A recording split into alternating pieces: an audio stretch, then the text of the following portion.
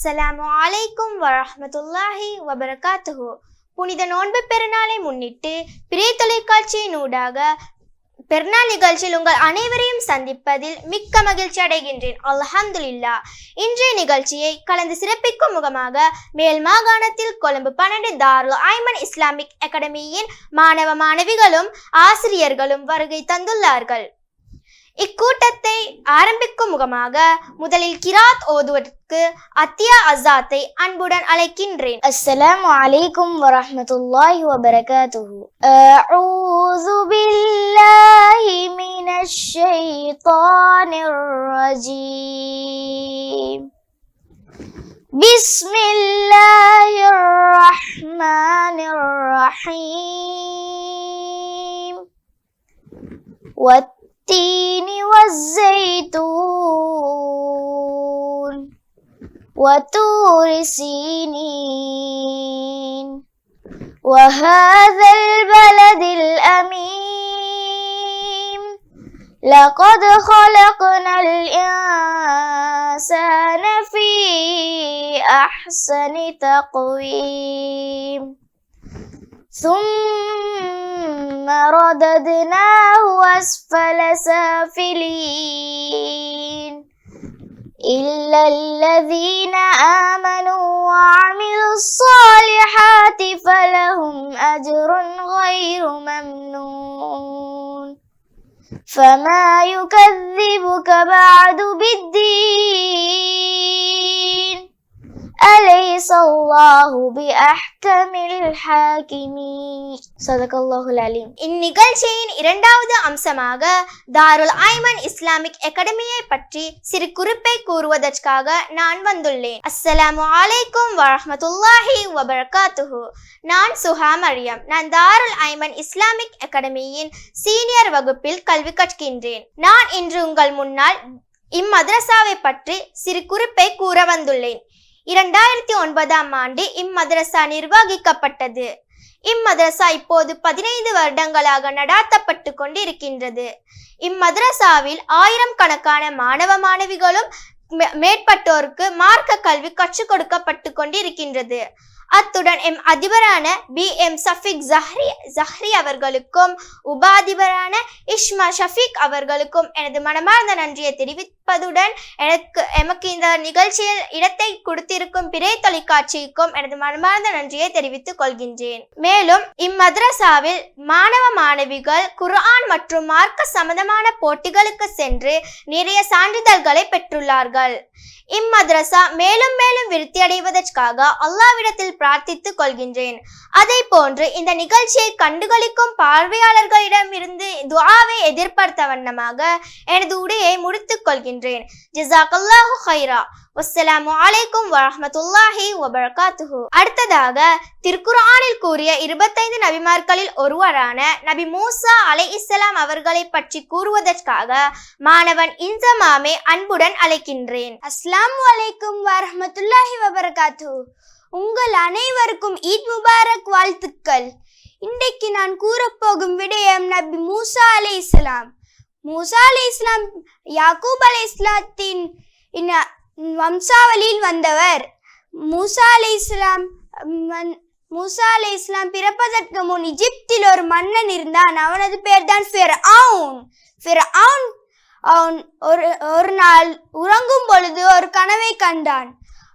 ஒரு நெருப்பு எல்லாவற்றையும் அழித்ததுடன் பனு இஸ்ராயலை தவிர்த்து எல்லாவற்றையும் அழித்தது. அப்பொழுது மிகவும் பயந்தான் ஃபிர்அவுன். அப்பொழுது குறி கூறுபவர்களை கூப்பிட்டு அவர்களிடம் கேட்டான். அவர்கள் கூறினார்கள், பனு இஸ்ராயலில் ஒருவன் உனது ஆட்சியையும் உன்னையும் அழிப்பான் என்று கூறினார். மிகவும் பயந்தான் ஃபிர்அவுன். அப்பொழுது எல்லா அடியானிடமும் கூறுகிறார், பனு இஸ்ராயலில் பிறக்கும் ஆண் குழந்தைகள் எல்லாரையும் கொன்று விடுங்கள் என்று. அப்பொழுது ஃபிர்அவுனின் ஒரு அடியான் அவரிடம் கேட்டார், அவர் எல்லாவற்றையும் கொன்று விட்டாலும் எங்களுக்கு வேலை செய்வது யார் என்று. அப்பொழுது முதல் வருடத்தில் பிறப்பவர்களை விட்டுவிட்டு 2வது வருடத்தில் பிறப்பவர்களை கொன்றுவிடு என்று. முதல் வருடத்தில் பிறந்தவர் தான் ஹாரூன் அலை. மூசா அலையின் சகோதரர் தான் ஹாரூன் அலை. மூசா அலை பிறப்பதற்கு முன் அவரது தாய் ஒரு கூடையில் அவரை வைத்து ஒரு ஆற்றில் அனுப்பி வைத்தார். அப்பொழுது அவர் எங்கே செல்வார் என்று பார்ப்பதற்கு அவரது சகோதரியை அனுப்பினார். அவர்களும் சென்றார்கள். அதுவும் சென்றது. ஃபிர்அவுனின் மாளிகைக்கு அருகில் ஒரு குளத்தில் தான் அது இருந்தது. ஃபிர்அவுனின் மனைவி ஆசியா அலைஹிஸ்ஸலாம் அந்த கூடையை எடுத்து பார்த்தார். மிகவும் மகிழ்ந்தார். மிகவும் அழகான ஒரு குழந்தை என்று இதை அவரே எடுத்து வளர்த்தார். அப்பொழுது அவருக்கு மூசா நபிக்கு பால் கொடுக்க வேண்டும். அப்பொழுது அதற்கு ஒரு பெண்ணை தேடுங்கள் என்று கூறினார். அப்பொழுது அந்த சகோதரி வந்து கூறினார், எனக்கு ஒரு இடம் தெரியும் என்று.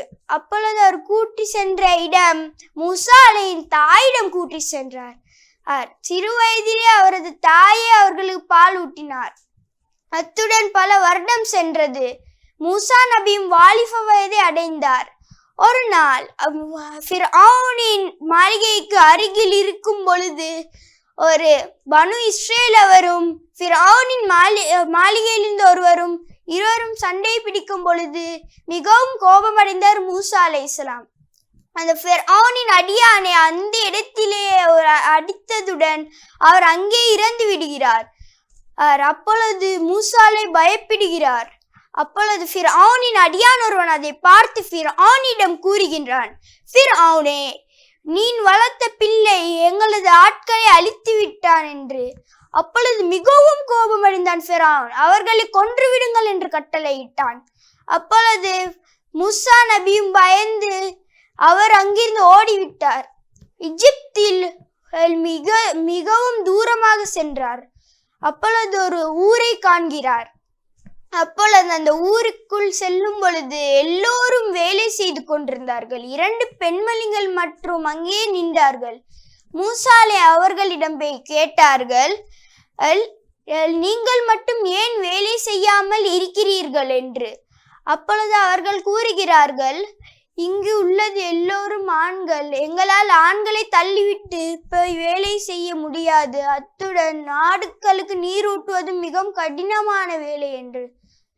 அதோட கிணற்றில் ஒரு கல் விழுந்து விட்டது. அதை எடுப்பதற்கு 10 பலம் வாய்ந்த ஆண்கள் தேவைப்படுவார்கள் என்று கூறும் பொழுது அப்பொழுது மூசா அலைஹிஸ்ஸலாம் கூறுகிறார், நான் இதை செய்கிறேன், நீங்கள் எனக்கு தங்குவதற்கு இடம் தருகிறீர்களா என்று. அப்பொழுது அவர்களின் தந்தையிடம் கேட்டார்கள் அந்த 2 வாலிப பெண்கள். அவர்களும் கூறுகின்றார்கள் சரி என்று. அங்கேயே உள்ள அந்த பாறையை எடுப்பதற்கு அவர் ஒரு ஆள் அந்த பாறையை எடுத்துவிட்டு ஆட்டுக்களுக்கு நீர் ஊட்டினார். அவர்கள் அந்த ஆட்டுக்களுக்கு நீர் ஊட்டினதுடன் அந்த பெண்களின் தந்தை வந்து கூறுகிறார், நீ மிகவும் சக்தி வாய்ந்தவன் என்று. அத்துடன் நீ இங்கே 8 வருடம் வேலை செய்தி என்றால் எனது ஒரு பெண்ணை உனக்கு நான் மனம் முடித்து வைக்கிறேன் என்று. அப்பொழுது நான் 10 வருடம் வேலை செய்கிறேன் என்று கூறினார். 10 வருடம் அங்கே வேலை செய்தார்.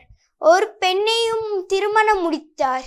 திருமணம் முடித்து அங்கே வாழ்ந்து கொண்டிருக்கும் பொழுது ஒரு நாள் ஒரு மலை மேல் போகிறார். அந்த மலையின் பேர் தான் தூர் மலை. அங்கே அணையா நெருப்பு ஒன்று பற்றி கொண்டிருந்தது. அப்பொழுது அது கிட்டே போகும் பொழுது ஒரு குரல், மூசா அலைஹிஸ்ஸலாமே, உனக்கு நான் 2 அத்தாட்சிகளை கொடுக்கிறேன், ஃபிர்அவுனிடம் போய் தாவத்தை கொடு.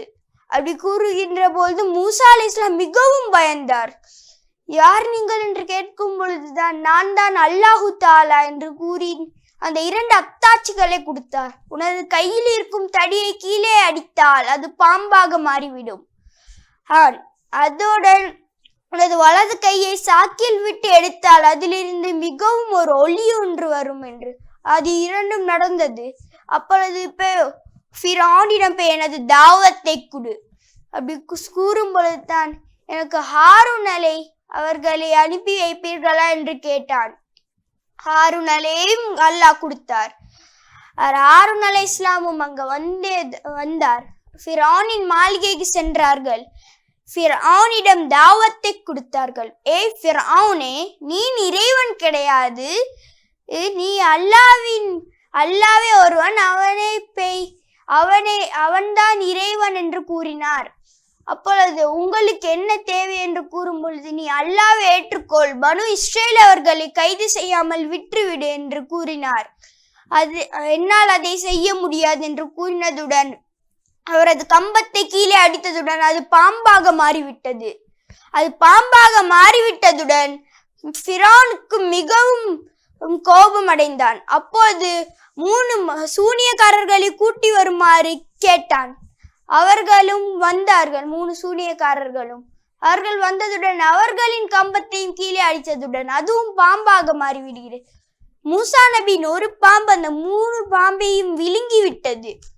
அது விழுங்கினதுடன் ஃபிரௌனுக்கு மிகவும் கோபம். அந்த 3 சூனியக்காரர்களும் அங்கேயே இஸ்லாத்தை ஏற்றுக்கொண்டு அல்லாஹ்வை ஏற்றார்கள். அத்துடன் அவர்களை வெட்டி மரத்தில் தொங்கவிடுமாறு கட்டளையிட்டான் ஃபிரௌன். அதை செய்தார்கள். எல்லோரும் அதை பார்த்து கொண்டிருக்கிறார்கள். ஃபிரௌன் தான் இறைவன் என்று எல்லோரும் நினைத்தார்கள். அப்பொழுது ஹாரூன் அலைஹிஸ்ஸலாமும் மூசா அலைஹிஸ்ஸலாமும் அங்கிருந்து சென்றார்கள். அவர்களும் சென்றதுடன் பல வருடம் சென்றது.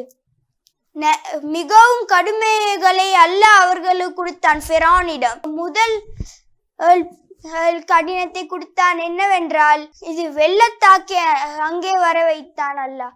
அத்துடன் 2வது கொடுத்தான் வெட்டுக்கிளியின் தாக்கத்தை கொடுத்தான். 3வது பஞ்சம் ஏற்பட்டது. 4வது இரத்தமால். கிணறை திறந்தால் அதில் நீர் இருக்காது, ஆனால் அதில் இரத்தம்தான் இருக்கும். அத்துடன் மிகவும் கோபமடைந்தான் ஃபிரௌன். அப்பொழுது ஃபிரௌனின் எல்லா அடியாலும் மூசா அலைஹிஸ்ஸலாமிடம் போய் கேட்டார்கள், உங்களது அல்லாஹ்விடம் நீங்கள் துஆ கேளுங்கள் இந்த கஷ்டத்தை போக்குவதற்கு. மூசா அலைஹிஸ்ஸலாமும் அவர்களுக்கு முடியாது என்று கூறாமல் எல்லாவற்றிற்கும் செய்தார்கள். அத்துடன் ஒரு நாள் மூசா அலைஹிஸ்ஸலாமும் ஃபிரௌனிற்கே தெரியாமல் அவனது மாளிகையில் புகுந்து எல்லா பனு இஸ்ரேல் அவர்களையும் காப்பாற்றினான். அப்பொழுது ஃபிரௌனின் அடியான் கூறுகிறார், நீங்கள் எல்லாவற்றையும் போகவிட்டீர்களே என்று கூறும் பொழுது மிகவும் கோபமடைந்த ஃபிரௌன் அவர்களை கொல்லும்படி உத்தரவிட்டு அவனும் சென்றான் அங்கே. அப்பொழுது மூசா அலைஹிஸ்ஸலாம் அவர்களின் கூட்டம் முன்னால் இருக்கிறது, பின்னால் ஃபிரௌனின் கூட்டம். அத்துடன் அவர்கள் போகும் பொழுது ஒரு பெரிய கடல் ஒன்று உள்ளது. அதை தாண்ட முடியாது என்றால் அது மிகவும் ஆழமானதாக இருந்தது. அப்பொழுது மூசா அலைஹிஸ்ஸலாம் அவரது தடியை அதன் ஆற்றில் அடித்தார். அத்துடன் அது 2ஆக பிளந்து அவர்களுக்கு வழிவிட்டது. ஃபிரௌனின் கூட்டமும் அது வழியாக வரும் பொழுது அந்த கடல் 2ஆக மூடிவிட்டது.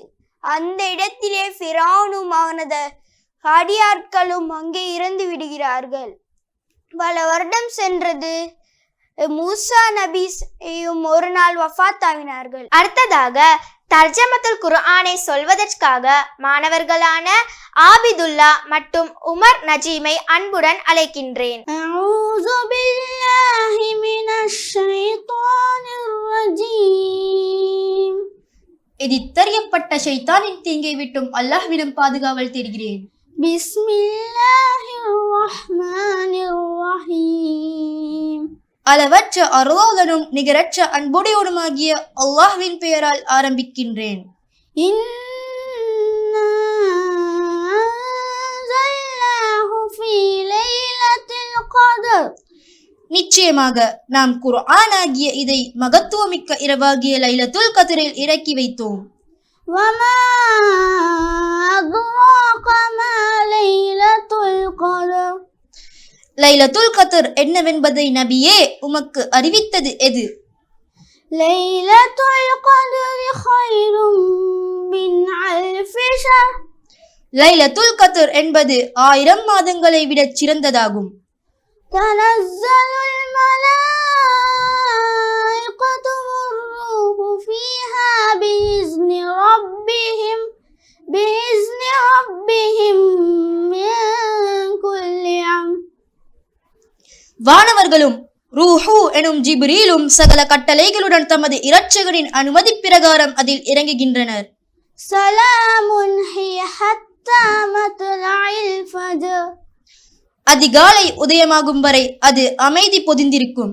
சதகல்லாஹுல் அஸீம். அடுத்ததாக குர்ஆனில் கூறப்பட்ட சில வசனங்களை ஓதுவதற்காக மாணவியான அத்தியா ஆசாத்தை அன்புடன் அழைக்கின்றேன். அஊது பில்லாஹி மினஷ் ஷைத்தானிர் ரஜீம். பிஸ்மில்லாஹிர் ரஹ்மானிர் ரஹீம்.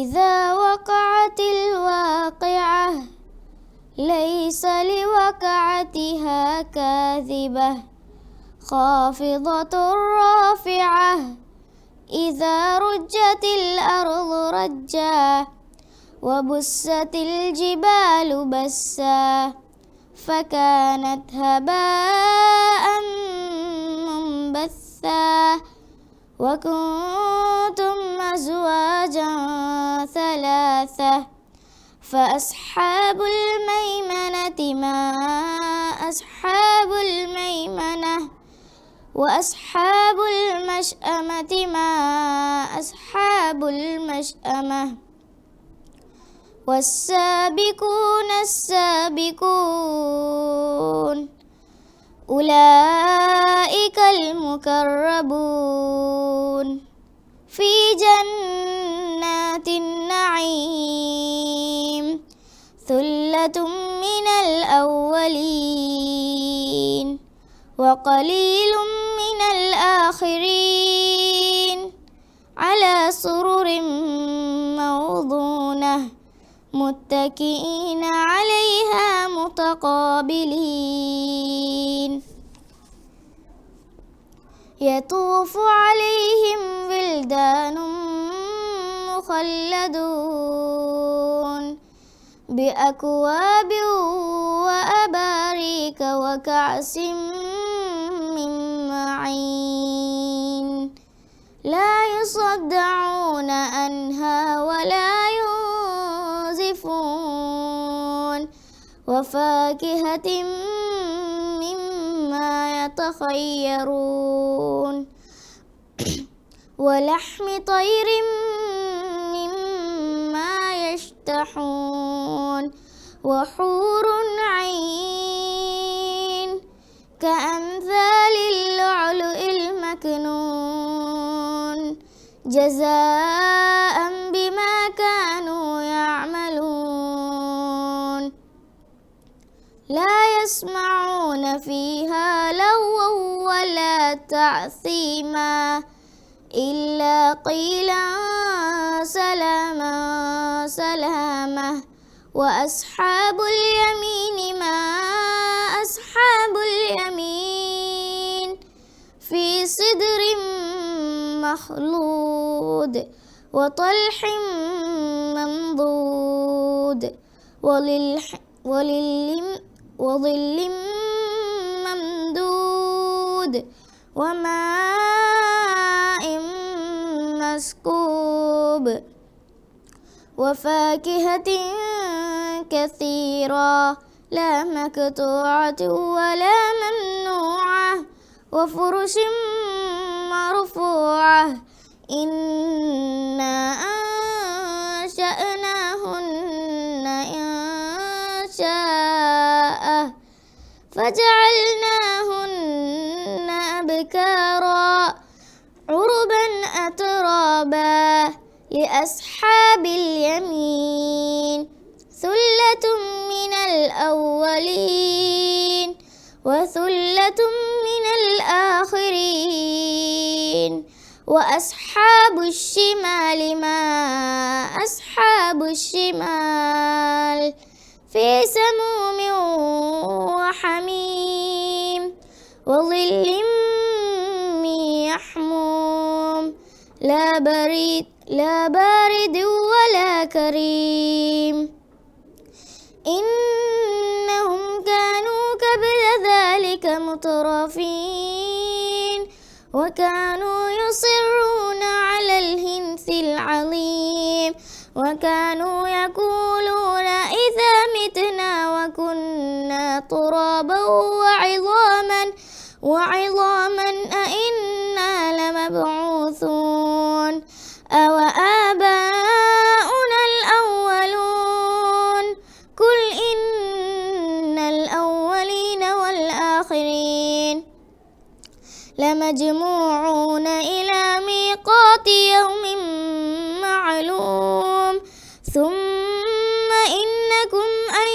الضالون المكذبون لآكلون من شجر من زقوم فمالئون منها البطون فشاربون عليه من الحميم فشاربون شرب الحيم هذا نزلهم يوم الدين نحن خلقناكم فلولا تصدقون أفرأيتم ما تمنون أأنتم تخلقونه أم نحن الخالقون نحن قدرنا بينكم الموت وما نحن بمسبوقين ألا أن نبدل أمثالكم وننشئكم فيما لا تعلمون ولقد علمتم النشأة الأولى فلولا تذكرون أفرأيتم ما تحرثون أأنتم تزرعونه أم نحن الزارعون لو نشاء لجعلناه حطاما فظلتم تفكهون إنا لمغرمون بل نحن محرومون أفرأيتم الماء الذي تشربون أأنتم أنزلتموه من المزن أم نحن المنزلون لو نشاء جعلناه أجاجا فلولا تشكرون أفرأيتم النار التي تورون أأنتم أنشأتم شجرتها أم نحن المنشئون نحن جعلناها تذكرة ومتاعا للمقوين فسبح باسم ربك العظيم فلا أقسم بمواقع النجوم وإنه لقسم لو تعلمون عظيم குர்ஆனில் வசனங்களை ஓதியமைக்கான அத்தியா அவர்களுக்கு எனது நன்றியை தெரிவித்துக் கொள்கின்றேன். அடுத்ததாக குழு கசீதா ஒன்றை இசைப்பதற்காக அப்சா குழுவினர்களை அன்புடன் அழைக்கின்றேன். அஸ்ஸலாமு அலைக்கும் வரஹ்மத்துல்லாஹி வபரகாத்துஹு. ஈத் முபாரக். حياتي كلها لله فلا مولى لنا إلا أحب الله جل أولى ومن حبي له أخشى حياتي كلها لله حياتي كلها لله فلا مولى لنا إلا أحب الله جل أولى ومن حبي له أخشى حياتي كلها لله الصبح بدا من طلعته والليل دجى من وفراته الله الله الله الله الله الله الله الله كنز الكرم مولا نعمي هذه الأمم لشريعته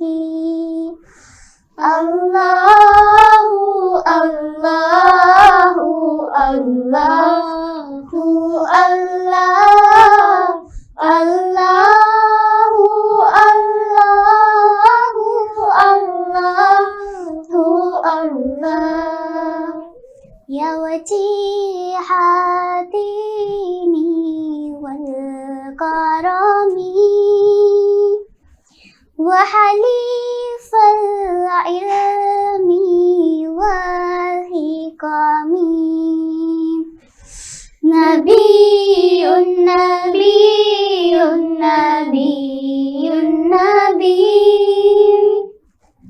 نبي نبي نبي نبي يا رسول الله سلام عليك يا رفيع الشان والترجيم نبي نبي نبي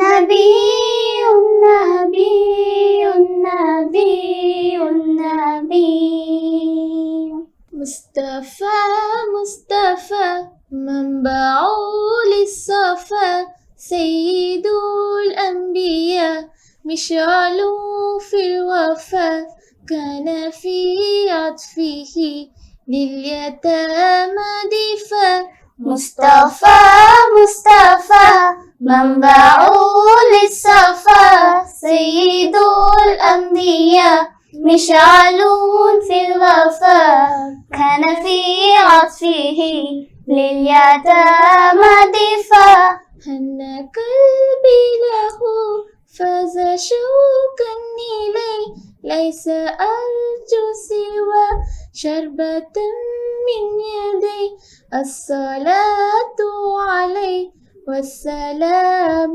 عليه للسماء ارتقى فأتى بالنقى وغدا وجهه نيرا مشرقا كان من عفوه حين هان اللقاء قال فلتذهبوا أنتم الطلقاء مصطفى مصطفى منبع للصفا سيد الأنبياء مشعل في الوفا كان في عطفه لليتامى دفا يا ربنا اعترفنا بأننا اقترفنا وآننا أشرفنا ألا الله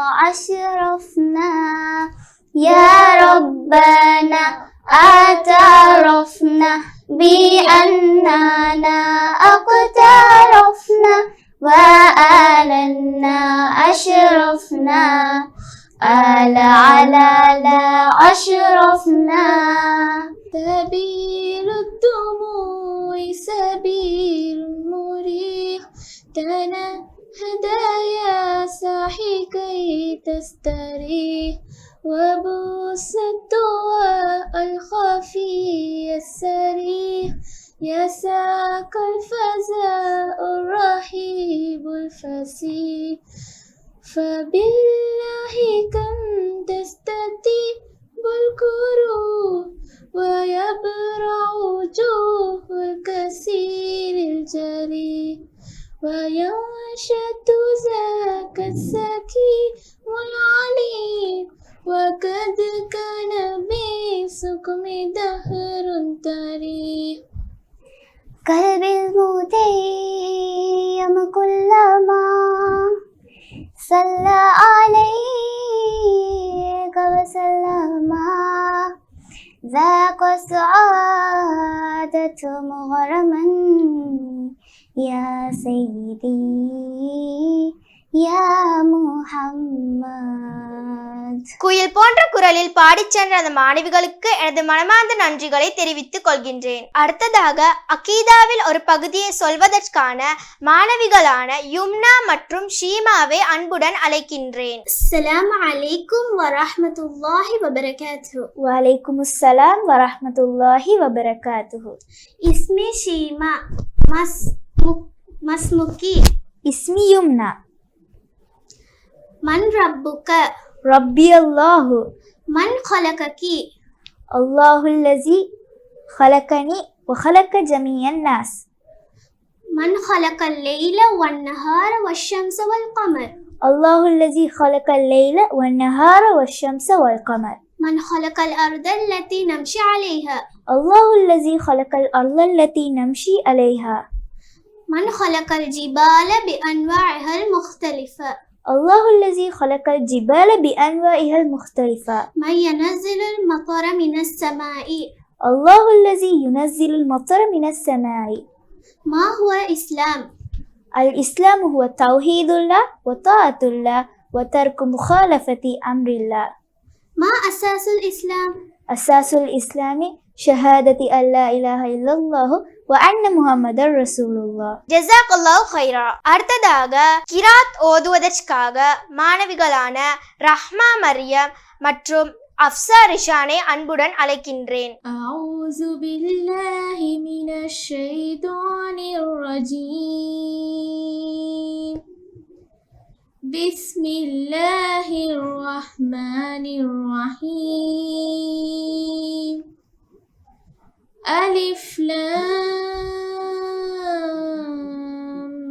ميم. ذلك الكتاب لا ريب فيه هدى للمتقين الذين يؤمنون بالغيب ويقيمون الصلاة ومما رزقناهم ينفقون والذين يؤمنون بما أنزل إليك وما أنزل من قبلك وبالآخرة هم يوقنون أولئك على هدى من ربهم وأولئك هم المفلحون إن الذين كفروا سواء عليهم أأنذرتهم أم لم تنذرهم لا يؤمنون ختم الله على قلوبهم وعلى سمعهم وعلى أبصارهم غشاوة ولهم عذاب عظيم ومن الناس من يقول آمنا بالله وباليوم الآخر وما هم بمؤمنين يخادعون الله والذين آمنوا وما يخدعون إلا أنفسهم وما يشعرون في قلوبهم مرض فزادهم الله مرضا ولهم عذاب أليم بما كانوا يكذبون وإذا قيل لهم لا تفسدوا في الأرض قالوا إنما نحن مصلحون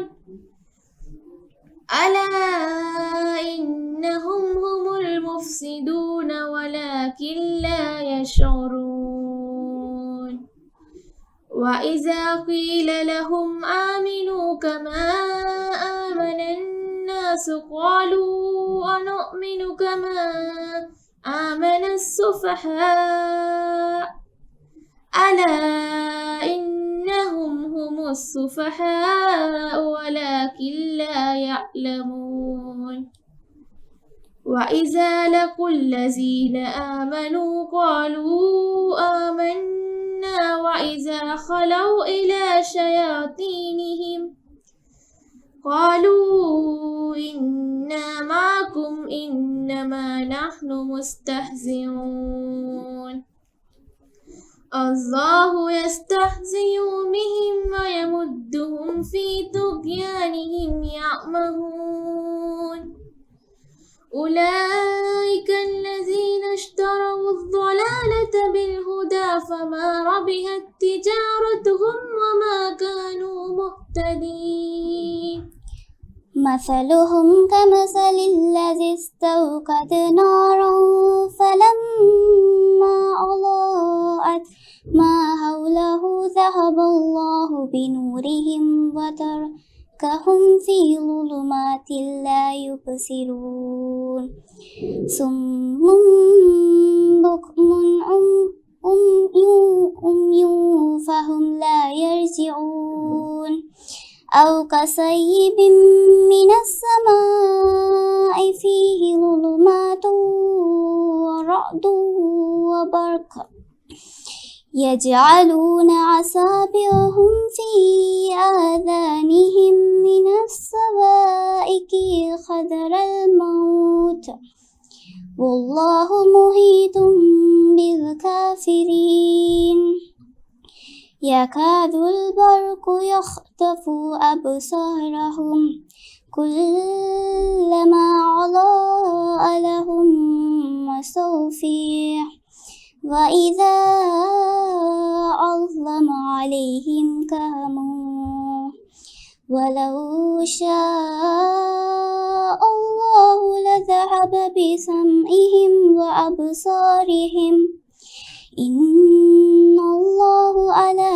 كل شيء قدير يا أيها الناس اعبدوا ربكم الذي خلقكم والذين من قبلكم لعلكم تتقون الذي جعل لكم الأرض فراشا والسماء بناء وأنزل من السماء ماء فأخرج به من الثمرات رزقا لكم فلا تجعلوه لله أندادا وأنتم تعلمون وإن كنتم في ريب مما نزلنا على عبدنا فأتوا بسورة من مثله وادعوا شهداءكم من دون الله إن كنتم صادقين. இனிமையான குரலில் ஓதியமைக்கான அவர்களுக்கு எனது நன்றியை தெரிவித்துக் கொள்கின்றேன். அடுத்ததாக திருக்குரானில் கூறிய நபிமார்களில் ஒருவரான நபி யாக்கூப் அலைஹிஸ்ஸலாம் அவர்களை பற்றி கூறுவதற்காக அப்துல்லா அஸ்வரை அன்புடன் அழைக்கின்றேன். அஸ்ஸலாமு அலைக்கும் வரஹ்மத்துல்லாஹி வபரகாத்து. நான் அப்துல்லா அஸ்வர். இன்று நான் உங்கள் முன் யாக்கூப் அலைஹிஸ்ஸலாமின் வரலாறை கூறப்போகிறேன். இஸ்ஹாக் அலைஹிஸ்ஸலாமின் இரண்டாவது மகன் தான் யாக்கூப் அலைஹிஸ்ஸலாம். இஸ்ஹாக் அலைஹிஸ்ஸலாமுக்கு 2 பிள்ளைகள். முதலாவது மகன் ஈசு, இரண்டாவது மகன் தான் யாக்கூப் அலைஹிஸ்ஸலாம். தனது சகோதரன் மீது யாக்கூப் அலைஹிஸ்ஸலாம் மிகவும் அன்பாக இருப்பார். தனது தாயாரின் பெயர் ரிப்கா அவர்கள் யாக்கூப் அலைஹிஸ்ஸலாம் மீது மிகவும் அன்பு வைத்திருந்தார். ஒரு நாள் இஸ்ஹாக் அலைஹிஸ்ஸலாமுக்கு கண் பார்வை மங்கியது. அவர் தனது மூத்த மகனை அழைத்து, நீ எனக்கு உணவு கொண்டு வந்தால் நான் உனக்கு அல்லாஹ்விடம் பிரார்த்தனை செய்கிறேன் என்று கூறினார். அதேபோல் ஈசுவும் காட்டிற்கு சென்று உணவு கொண்டு வருவதற்கு முன் தனது யாக்கூப் அலைஹிஸ்ஸலாமின் தாயார், யாக்கூபே, உனக்கு உனது தந்தையின் துவா தேவை, உனது தந்தையின் துவாவை பெற்றுக்கொள் என்று கூறி உணவை கொடுத்து அனுப்பினார். இஸ்ஹாக் அலைஹிஸ்ஸலாம் அதை வாங்கி உண்டு, நீ யார் என்று கேட்டபோது யாக்கூப் அலைஹிஸ்ஸலாம், நான் தான் உங்களுடைய இரண்டாவது மகன் யாக்கூப் என்று கூறி சென்று விட்டார். ஈசுவும் உணவை கொண்டு வந்தான். இஸ்ஹாக் அலைஹிஸ்ஸலாமிடம் கொடுத்தான். இஸ்ஹாக் அலைஹிஸ்ஸலாம், நான் உண்டு விட்டேன் என்று கூறினார். ஈசு, உங்களுக்கு யார் உணவு தந்தது என்று கேட்டார். அப்போது இஸ்ஹாக் அலைஹிஸ்ஸலாம், எனது இரண்டாவது மகன் யாக்கூப் தான் எனக்கு உணவு தந்தார் என்று கூறினார். ஈசு அவனை கொலை செய்யும் அளவிற்கு வெறுத்தான். ஒரு நாள் கொலை செய்ய வேண்டும் என்று முடிவெடுத்தான். இதை தெரிந்து கொண்ட யாக்கூப் அலைஹிஸ்ஸலாமின் தாயார், நீ இங்கு இருப்பது நல்லதல்ல என்று கூறி லாபான் தனது மாமான் வீட்டுக்கு அனுப்பி வைத்தான். போகும் வழியில் அவர் ஒரு கனவு காண்கிறார். அதில் மலக்குகள் வானில் திரிவதையும் கீழே இறங்கி யாக்கூப் அலைஹிஸ்ஸலாமிடம், யாக்கூபே, உனக்கு அல்லாஹ் ஒரு பரிசு வைத்திருக்கிறான் என்று கூறினார். யாக்கூப் அலைஹிஸ்ஸலாமும் என்ன பரிசு என்று கேட்டபோது உங்களுக்கு நபித்துவம் கிடைக்கின்றது என்று கூறினார். அப்போது யாக்கூப் அலைஹிஸ்ஸலாம் மகிழ்ச்சியில் இருந்தார். கனவில் வந்த தூது கொடுத்தவர் யாக்கூப் அலைஹிஸ்ஸலாமும் ஒருவராவார். யாக்கூப் அலைஹிஸ்ஸலாம் விடிந்ததும் தனது லாபான் மாமனார் வீட்டுக்கு சென்றார். அங்கு கடுமையாக உழைத்தார். அதனால் தனது ரைஹா ராஹில் என்ற இரு பெண்களையும் யாக்கூப் அலைஹிஸ்ஸலாமுக்கு திருமணம் செய்து கொடுத்தார். அவர் தனது பிறந்த ஊருக்கு செல்லும் போது லாபான் அவரை தடுத்து விட்டார். அதனால் இரவோடு இரவு தனது மனைவிகளை கூப்பிட்டு கொண்டு தனது பிறந்த ஊருக்கு சென்றார். செல்வதற்கு முன் தனது அடிமைக்கு ஒரு கடிதம் எழுதி ஈசுவிடம் கொடுக்க சொன்னார். இந்த கடிதத்தை யார் தந்தது என்று கேட்டால் யாக்கூப் அலைஹிஸ்ஸலாம் அடிமை, நான் ஈசுவின் அடிமை யாக்கூப் அலைஹிஸ்ஸலாம் என்று கூறி இதை கொடு என்று கூறினார். அடிமையும் அதே போல் கொடுத்தார். ஈசுவுக்கு யாக்கூப் அலைஹிஸ்ஸலாம் மீது இருந்த கோபம் தணிந்தது. யாக்கூப் அலைஹிஸ்ஸலாம் திரும்பவும் தனது பிறந்த ஊருக்கு வந்தார். அப்போது அவர்கள் நண்பர்கள் ஏன் எங்களிடம் சொல்லாமல் போனீர்கள் என்று கேட்டார். அதற்கு யாக்கூப் அலைஹிஸ்ஸலாம் ஒன்றுமே பதிலளிக்காமல் சென்று விட்டார். யாக்கூப் அலைஹிஸ்ஸலாம் முதலாவது மனைவிக்கு 10 குழந்தைகளும் இரண்டாவது மனைவிக்கு 2 குழந்தைகளும் கிடைத்தது. அவர்கள் சந்தோஷமாக வாழ்ந்தனர். வஸ்ஸலாம். ஜஸாக்குல்லாஹு ஹைரா. அடுத்ததாக நோன்பு பெருநாளை பற்றி சில வார்த்தைகளை கூறுவதற்காக மாணவியான செசா சஃப்ராஸை அன்புடன் அழைக்கின்றேன். Assalamu alaikum wa rahmatullahi wa barakatuh. I'm Fatima Shiza Safraz. I'm here to deliver a short speech about Eid al-Fitr. As Ramadan comes to end, Muslims start preparing for the month of Shawwal. The month of Shawwal is marked by the festival of Eid, known as Eid al-Fitr. As per authentic narrations found in a hadith, al-Fitr is the day that the people break fast. So Eid al-Fitr is celebrated on the day just after when the month of fasting ends. The first day of the month of Shawwal, this day is confirmed by the sighting of the moon. By the following hadith explains to us the sunnah way of confirming the day of Eid al-Fitr. Eid al-Fitr is one of the 2 festivals of Muslims, other being Eid al-Adha, and all are encouraged to celebrate with full of enthusiasm. It is recommended to present ourselves clean and dress newly. Go to social gatherings and meet relatives, friends and neighbors. Embrace fellow Muslims. Embracing is a widely acceptable gesture among Muslims on the days of Eid. Cook delicious your favorite foods at home. Invite people to your homes over meals. Exchange gifts with your children, family members and others, etc. However, it should be kept in mind that no act of our celebrations on Eid should violate any Islamic ruling. For example, when attending gatherings, women and men should maintain hijab. It should be ensured that we do not end up doing extravagance. Manners of entertaining guests are not forgotten, etc. Above all, one should not forget remembrance of Allah while busy in celebration of Eid. Now let us shift our attention to the Sunnah way of celebrating Eid al-Fitr. This is very important for each one of us that we celebrate our Eids, as the Messenger of Allah, Prophet Muhammad sallallahu alaihi wasallam, and his companions used to. No fasting on Eid al-Fitr. Yes, it is not allowed for a Muslim to observe fast on the day of any of the Eids, Eid al-Fitr as well as Eid al-Adha. This is clearly mentioned in the following hadith. Abu Sa'id al-Khudri radiyallahu anhu narrated Allah's Messenger, Prophet Muhammad sallallahu alaihi wasallam, prohibited 2 fasts, fasting in the day of Adha and the day of Fitr. அடுத்ததாக குர்ஆனில் ஒரு பகுதியை ஓதுவதற்காக ஆபிதுல்லாவை அன்புடன் அழைக்கின்றேன். அஊது பில்லாஹி மினஷ் ஷைத்தானிர் ரஜீம். பிஸ்மில்லாஹிர் ரஹ்மானிர் ரஹீம். அலிஃப் லாம் மீம்.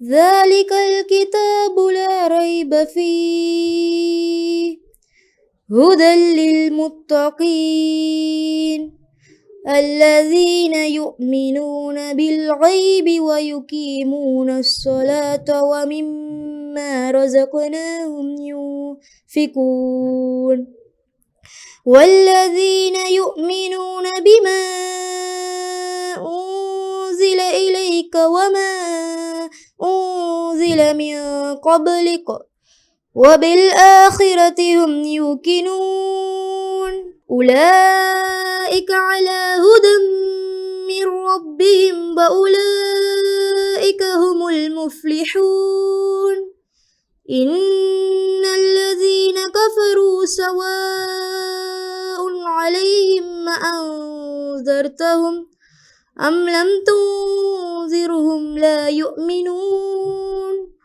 ختم الله على قلوبهم وعلى سمعهم وعلى أبصارهم غشاوة ولهم عذاب عظيم ومن الناس من يقول آمنا بالله وباليوم الآخر وما هم بمؤمنين يخادعون الله والذين آمنوا وما يخدعون إلا أنفسهم وما يشعرون في قلوبهم مرض فزادهم الله مرضا ولهم عذاب عليم بما كانوا يكذبون وإذا قيل لهم لا تفسدوا في الأرض قالوا إنما نحن مصلحون ألا إنهم هم المفسدون ولكن لا يشعرون وإذا قيل لهم آمنوا كما آمن الناس قالوا أنؤمن كما آمن السفهاء ألا إنهم هم السفهاء ولكن لا يعلمون وإذا لقوا الذين آمنوا قالوا آمنا وإذا خلوا إلى شياطينهم قالوا إنا معكم إنما نحن مستهزئون الله يستهزئ بهم ويمدهم في طغيانهم يعمهون ஜஸாக்குமுல்லாஹ் ஹைரா. அடுத்ததாக எமது பார்வையாளர்களுக்கு உற்சாகம் ஊட்டுவதற்காக ஒரு கசீதாவை இசைப்பதற்காக மாணவிகளான ரஹ்மா மரியம் மற்றும் அஃப்சா ரிஷானை அன்புடன் அழைக்கின்றேன். அஸ்ஸலாமு அலைக்கும் வரஹ்மத்துல்லாஹி வபரகாத்துஹு.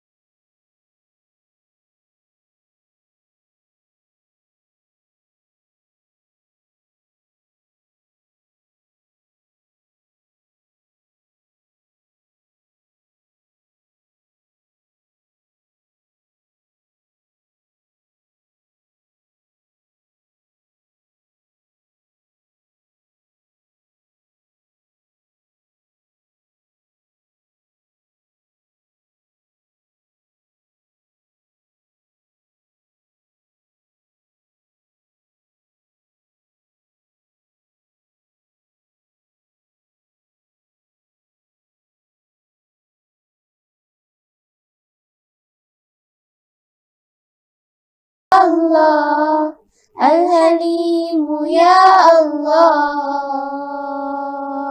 ஜஸாக்குமுல்லாஹ் ஹைரா. அடுத்ததாக ஈத் வாழ்த்துக்களை கூறுவதற்காக சாத் ஷாஹிதை அன்புடன் அழைக்கின்றேன். Assalamu alaikum warahmatullahi wabarakatuh. I am Saad Shahid. Festival of Eid al-Fitr is celebrated after Ramadan. In the morning, people go to masjid for Eid prayers. On Eid day, Muslims wear new clothes and they share wishes and gifts. We wish you all Eid Mubarak. அடுத்ததாக குர்ஆனில் ஒரு சூறாவான சூரா ரஹ்மானை ஓதுவதற்காக ஷீமா ஷமீரை அன்புடன் அழைக்கின்றேன். அஊது பில்லாஹி மினஷ் ஷைத்தானிர் ரஜீம். பிஸ்மில்லாஹிர் ரஹ்மானிர் ரஹீம். அர்-ரஹ்மான் அல்லமல் குர்ஆன் خلقல் இன்சான் அல்லமஹுல் பயான் الشمس والقمر بحسبان والنجم والشجر يسجدان والسماء رفعها ووضع الميزان ألا تطغوا في الميزان وأقيموا الوزن بالقسط ولا تخسروا الميزان والأرض وضعها للأنام فيها فاكهة والنخل ذات الأكمام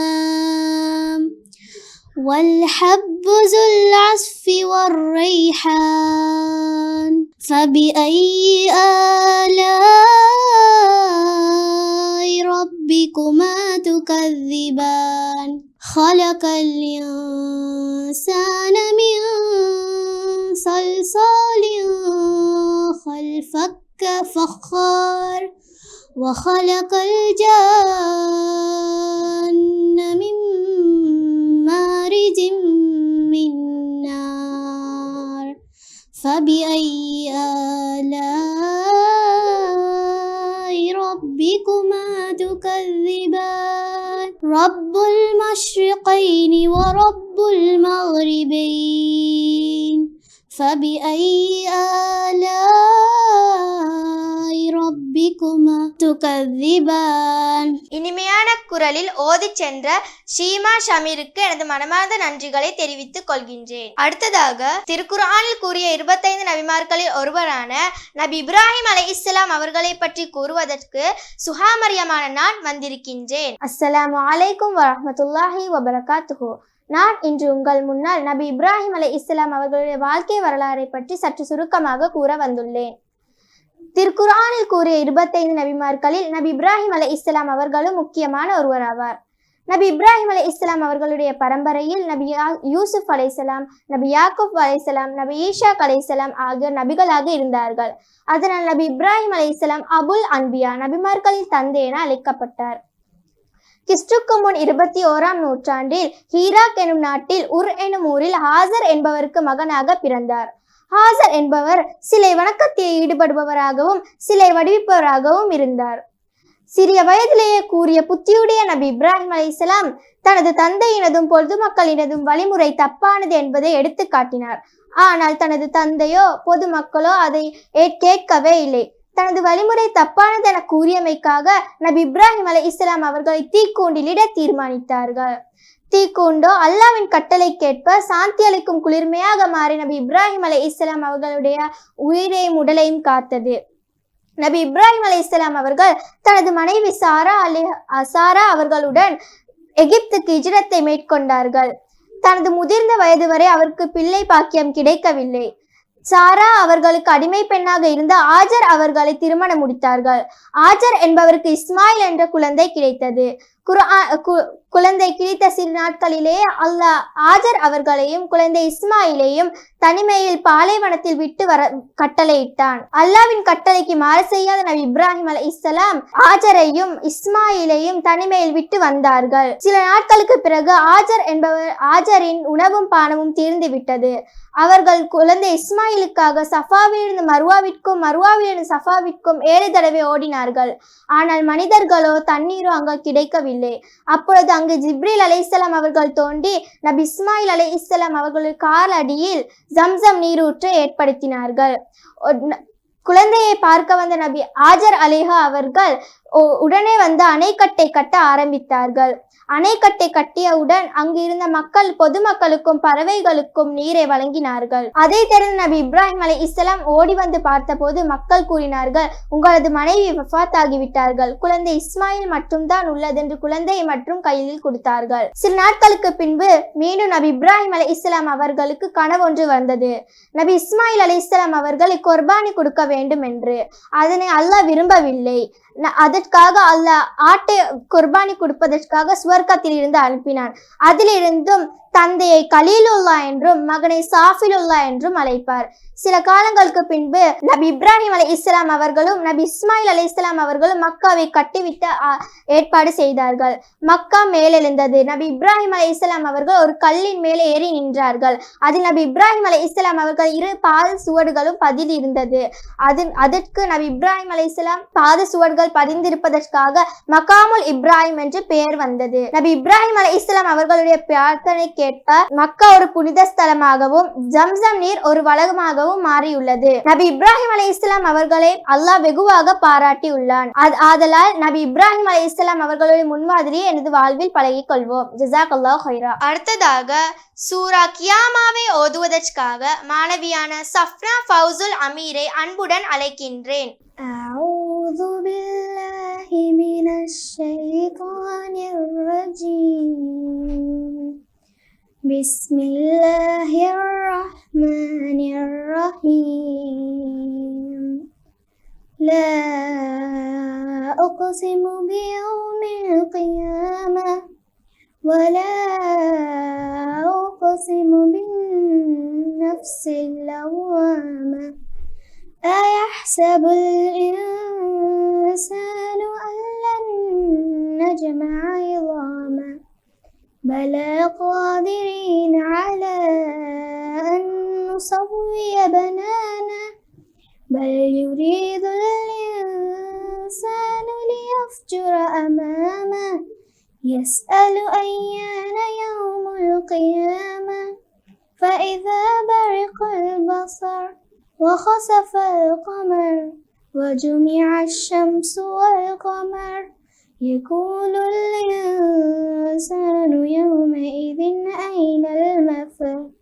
كلا لا وزر إلى ربك يومئذ المستقر ينبأ الإنسان يومئذ بما قدم وأخر بل الإنسان على نفسه بصيرا. அடுத்ததாக எமது மதரசாவில் கல்வி பகுட்டும் ஆசிரியர் அவர்கள் குராத் ஒன்றை ஓத வந்துள்ளார்கள். அஸ்ஸலாமு அலைக்கும் வரஹ்மத்துல்லாஹி வபரகாத்துஹு.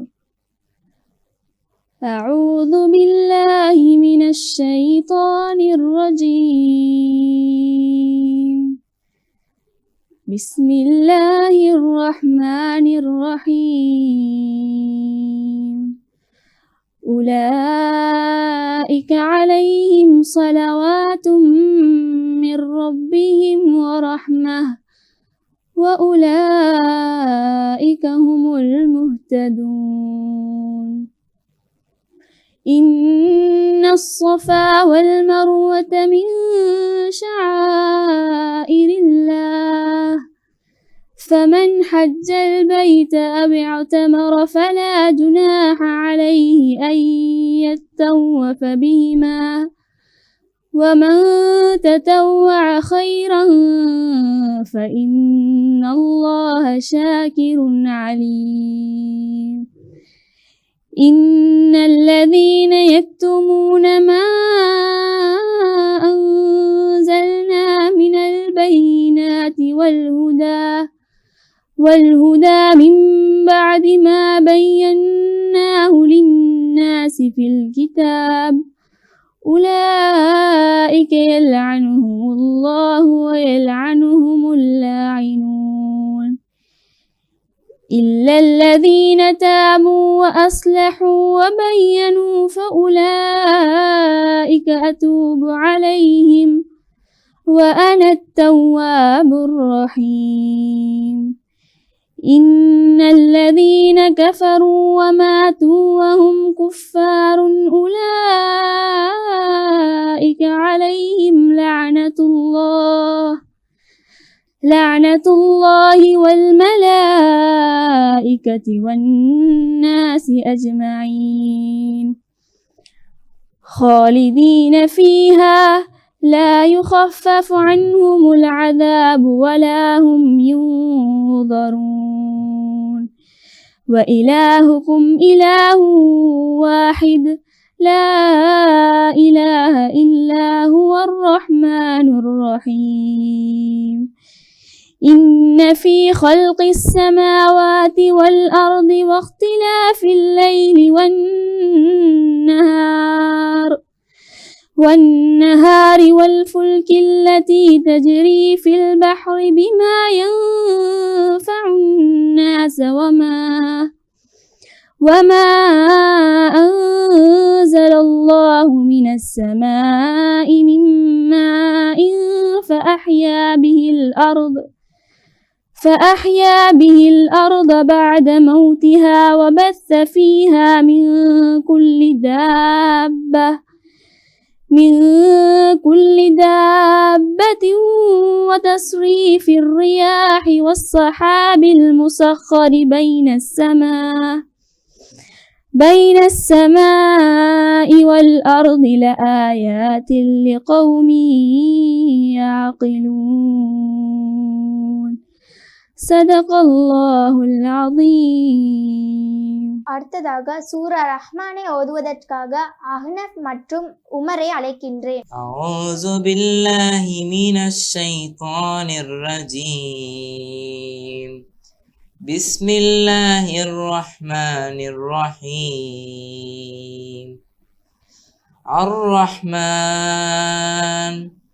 அல்லமல் குர்ஆன் خلقல் الإنسان علمه البيان الشمس والقمر بحسبان والنجم والشجر يسجدان والسماء رفعها ووضع الميزان ألا تطغوا في الميزان وأقيموا الوزن بالقسط ولا تخسروا الميزان والأرض وضعها للعنام فيها فاكهة والنخل ذات الأكمام والحب ذو العصف والريحان فبأي آلاء ربكما تكذبان خلق الإنسان من صلصال كالفخار وخلق الجن من مارج من نار فبأي آلاء ربكما تكذبان رب المشرقين ورب المغربين فبأي آلاء ربكما تكذبان مرج البحرين يلتقيان بينهما برزخ لا يبغيان فبأي آلاء ربكما تكذبان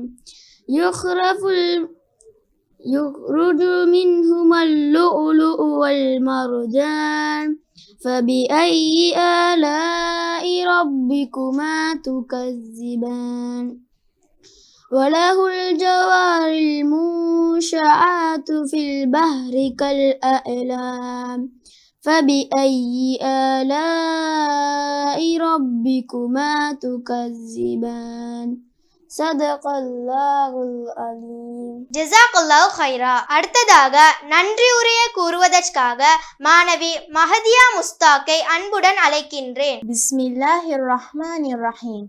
இஸ்லாத்தின் காணிக்கையான எனது சலாத்தை உங்களுக்கு முன்னால் எத்தி வைப்பதில் மகிழ்ச்சி அடைகிறேன். அஸ்ஸலாமு அலைக்கும் வரஹ்மத்துல்லாஹி வபரகாத்துஹு. இன்று இத்தருணத்தில் நடந்த நிகழ்ச்சியின் இறுதிப் பகுதியில் உள்ளோம். எனவே முதலாவதாக நான் இந்நிகழ்ச்சியை இன்று எமக்கு நடத்த வாய்ப்பு அளித்த தந்த பிறை டிவிக்கு நன்றி தெரிவித்துக் கொள்கிறேன். ஜஸாக்கல்லாஹு ஹைரா. இதனை இன்னும் சிறப்பிக்கும் வகையிலும் நம் நாட்டு முஸ்லிம் மக்கள் பயனடையும் வகையிலும் ஒரு சந்தர்ப்பத்தை ஏற்படுத்திய பிறை டிவிக்கு மீண்டும் ஒரு முறை மனமார்ந்த நன்றியை தெரிவித்துக் கொள்கிறேன்.